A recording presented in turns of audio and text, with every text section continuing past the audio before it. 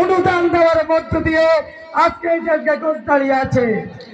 সেদিন যদি এই 1 লক্ষ টাকা না দিতেন, ওই সময়ে 1 লক্ষ টাকায় আমাদের পূর্ব মাঠের একখানি জায়গা পাওয়া যেত।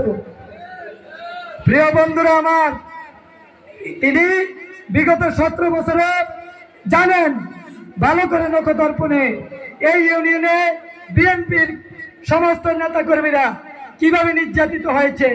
নির্যাতিত নিপীড়িত নেতাকর্মীদের পাশে যেমনি 17 বছর তিনি ছিলেন, একইভাবে এই ইউনিয়নের জনগণ আপনার পাশে আছেন, থাকবেন ইনশাল্লাহ আগামী দিনে আপনাকে এমপি বানানো পর্যন্ত। আমি আমাদের ইউনিয়নের জনগণের পক্ষ থেকে আমাদের একটা কিছু দাবি আছে, সেটা আমি পেশ করছি।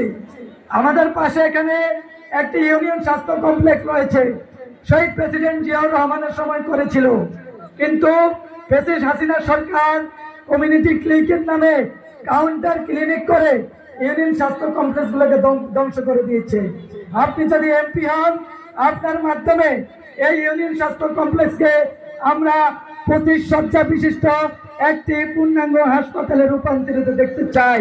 এটা আমাদের প্রাণের দাবি। আমাদের ইউনিয়ন পরিষদে জনগণের প্রতিনিধিরা বসার ভবন নাই, ইউনিয়ন পরিষদের ভবনটি আপডেট করে দিবেন, সেটা আমাদের দাবি। আমাদের হটুলি ব্রিজ হইতে দেশগাঁও নোয়াবাড়ি ব্রিজ পর্যন্ত রাস্তা পাকাকরণ,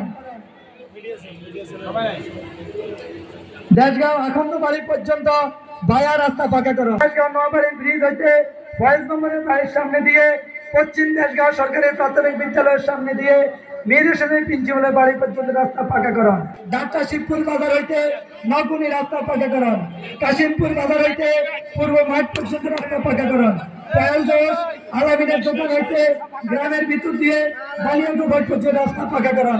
ধন্যবাদ সবাইকে।